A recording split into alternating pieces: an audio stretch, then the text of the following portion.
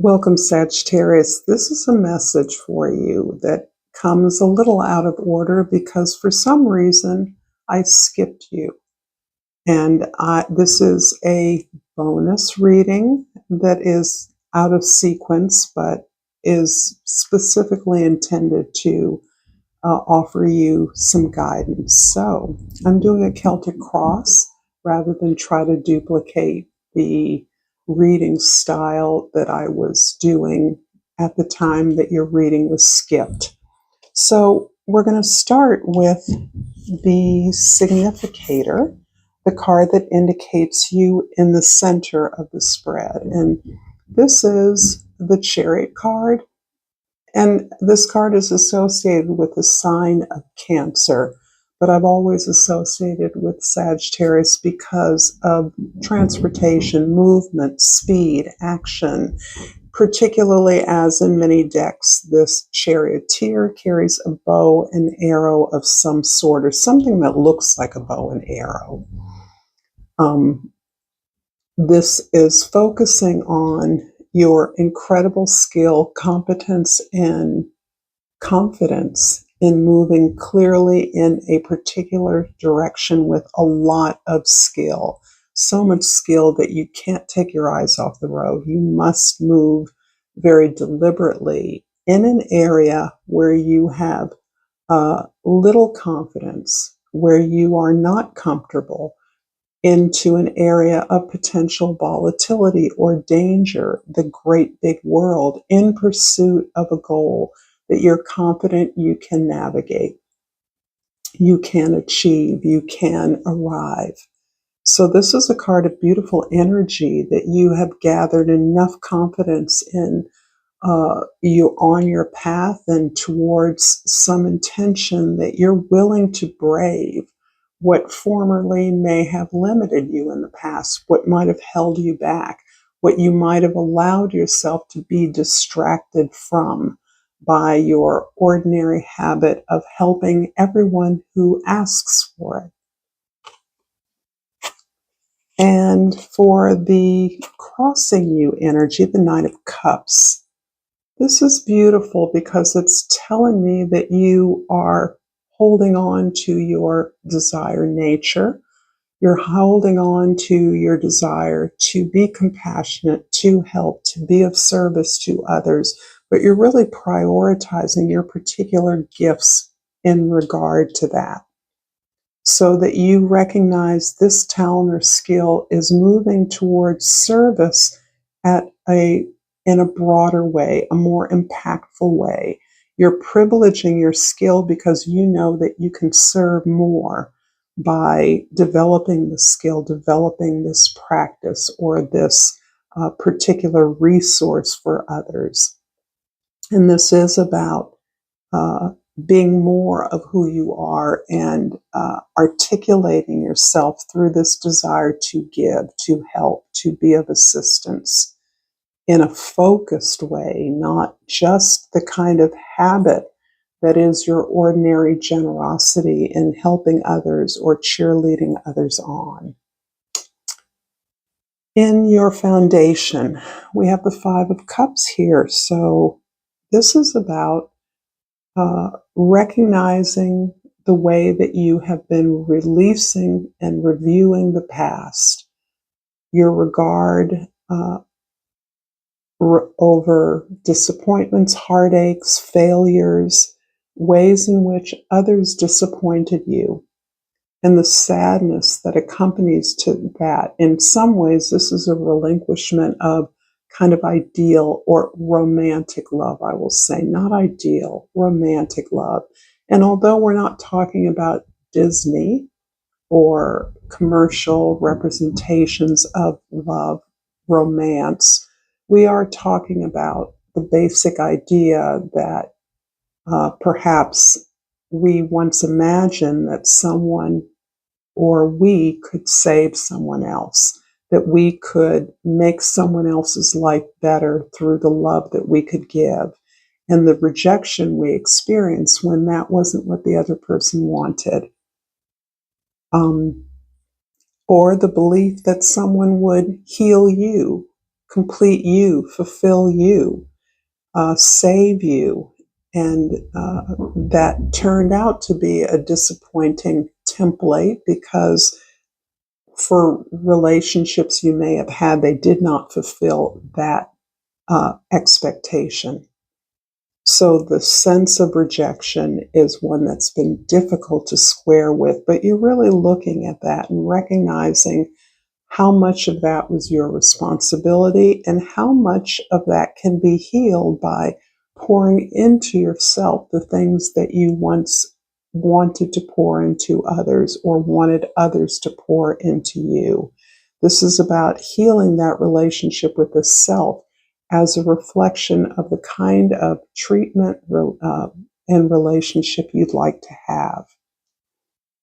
Your goal, or let's look at the past. The Eight of Swords. So this is showing me you've had a lot of experience. You've gathered a lot of relevant skills. You've experienced the pursuit of truth and justice. You have taken a lot of information into account as you have formulated your ambitious plans. That has in the past been based in part, at least, on your feeling like there was more you needed to know. You didn't know enough. You weren't quite enough. There was something else that was essential. Sorry if you hear my upstairs neighbor crawling rapidly across the floor. That you needed more in order to be deserving of the success you were seeking.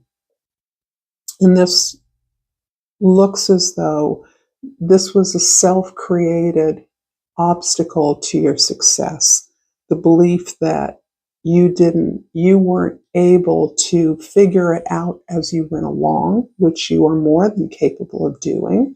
In fact, you've gained a lot of skills on that basis, but that wasn't enough to internally convince you that you were worthy of the success you pursued. So the sense of overwhelm, of having to consult lots of other experts to tell you what you already instinctively knew, that essentially you knew what you needed. You knew what needed to occur. You know the way. This is a way that you are compelled to move. This is towards your purpose. And yet you did not feel worthy of achieving that, arriving there, or being successful in that way. In the goals, your goals, the King of Cups, this is reinforcing to me the idea that you are feeling yourself experienced, reflective, comfortable in your vulnerability, comfortable in your creative imagination, in your willingness to risk all for love. And creative service or expression is simply another language of love. Making things that help people, guiding people in a direction to help them find their own supply or address their own needs. Being sensitive to what is needed despite what is being said. Recognizing that for all the heartbreak and failure you may have experienced, that you know you would do it again because that's the way you're built. You understand you're built to share your light, to share your love, to allow your great heart to flow freely in the world, but with some appropriate curbs. In the future, the Ace of Wands, yes, new you. I feel you really retooling your emotional past, leaning into your emotional and intuitive intelligence in order to allow yourself to pursue not only a new life path, new lifestyle, but a new experience of yourself. One that follows your inspiration, that doesn't try to snuff your inspiration out or your motivation out, that doesn't try to stem or curb or consider the directions or instructions of others. You know the way. And you're on that path. You're setting yourself out in that direction. This is a lot of emotional and complex uh, uh, experience in the world, allowing yourself to experience things you didn't imagine were possible. This feels very much like you're rising above and beyond an experience of loss and rejection that once consumed your thinking, your analysis, your overanalysis. And this is a card that talks about you, who you are in this moment, the Tower. This is even considered your strength in many ways. So the Tower, to me, is about your facility in recognizing how to pivot when things don't work out the way that you want them to or you expect them to. How each opportunity has disintegrated almost beneath you, was not able to hold the weight of your power, was not willing to receive or acknowledge your power, and instead created obstacles or cut off resources in order for you to be able to do what you intended to do. So this feels like can be some workplace sabotage. This can be emotional, relationship sabotage. There does feel like your star has been covered, hidden, or people turned away from your shining. But you have toughened up to that, I'm sorry to say. Only in as I'm glad that you toughened up to it, because this is something that hurt you repeatedly. And this can represent different kinds of experiences in the working world, in the professional world, different kinds of relationships you approached, where you were not given the opportunity to lead in the way that you clearly could or did. So there's a part of you that has learned to recognize when things aren't working out for you and to accept that, to no longer invest in something that doesn't want you. However, there's a part of you that now is looking to manifest something out of those experiences, taking the skills that you've learned and putting them into an area of your skill set that you want to develop, that you want to grow, that you want to lead in a fresh or alternative direction. Your environment, the moon. Whoa. So we've moved into the land of high arcana here. The moon as your environment is your healing path.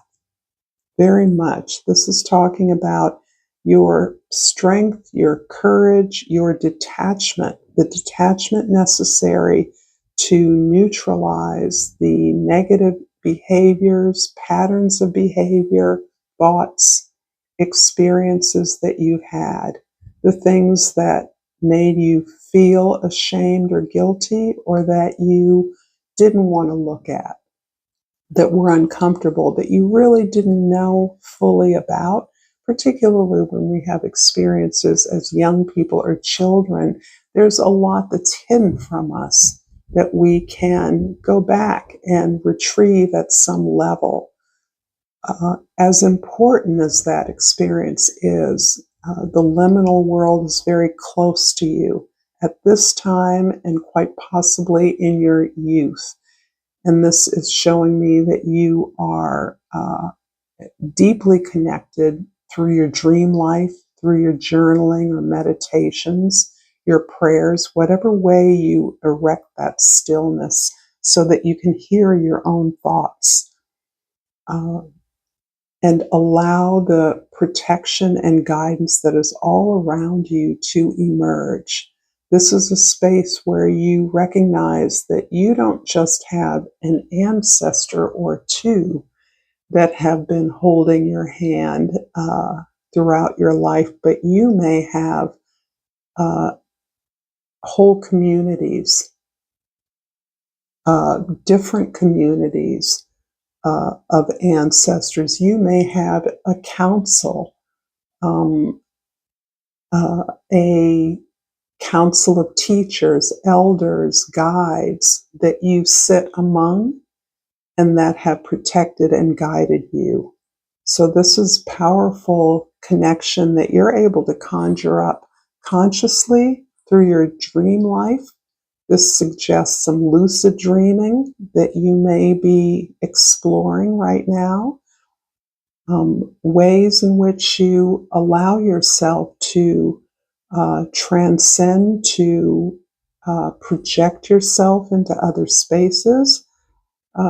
People call it time traveling now. I was trained as in astral projection, and that's something that naturally can accompany the dream experience for sure. But it's something one can willfully do in order to glimpse a past life or former experiences that we want to recall for the purpose of understanding, learning, forgiving. Forgiving self is big for you right now.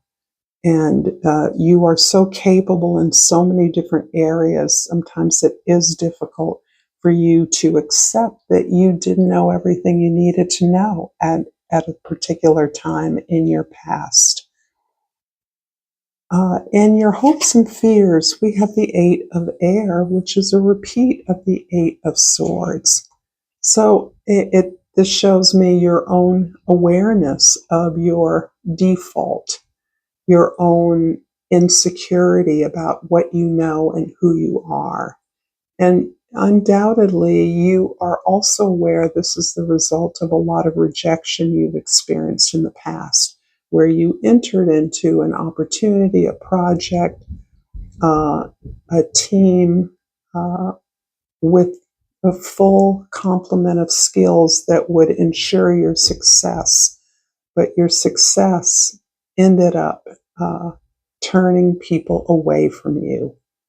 People felt they didn't understand you or they misrepresented you to others. You actively experienced sabotage, a lot of jealousy, envy, but lack of comprehension. People ultimately found you a mystery that they could not penetrate. And it's ironic because Sagittarians are notoriously honest and open and friendly, but there are ways in which you shield your wisdom, knowing full well that others won't understand it. When you do venture out to share it, you are met with incomprehension often, and that dissuades you from and confirms for you that others simply don't understand what you're talking about. They don't have the experience you have or the wisdom that you have. And for your outcome, the Magician, wow, this is quite magical because this shows that you are ready to go. You've got everything you need. You have a vision of what you can accomplish. This is ultimately your expression of love and service to the world. This is you not being afraid of showing up and showing out. This is a beautiful card of manifesting. You're manifesting this new life, this new opportunity that is leading you towards a success that boosts your impact in the world, that boosts the audience, the communities that hear you, that see you, that are impacted by your words. I'd be curious as to what many of you are planning. This could be a book, a presentation, a channel, some way in which you are sharing your knowledge with the world. Before, I pulled a Crystal Spirit Oracle, and I pulled the Tiger Eye. And the Tiger Eye really is resonating with the Magician card in many ways. Also the Chariot. I think the Chariot is really instructive here as well. You're so clear about what it is you want to achieve that you know the time is now. It's right now. It's not someday. It's not waiting a while. The movement, the action is requiring you to implement the plan today, to buck up, show out, to do the work, and to know that you are going to be successful. You will be heard. You will be seen. Let me see if I can read just a few words from the guidebook here, because the Chariot is felt really resonant here for, you find Tiger Eye. The crystal meditation reads, Tiger Eye carries the energy of fire, action, and earth physicality. This is the perfect stone to align with when trying to manifest dreams into being. It brings energy and vitality to your process while keeping you focused on completion of tasks, resulting in grounded action. Yay, Sagittarius! I am delighted for you. This feels so good. Stay on that healing path. This is at your disposal. You have created a practice that serves you as needed. And this is beautiful power that you're channeling here into something that expresses all the imaginative, creative awesomeness of your presence. So thank you, Sagittarius. Until next time, namaste.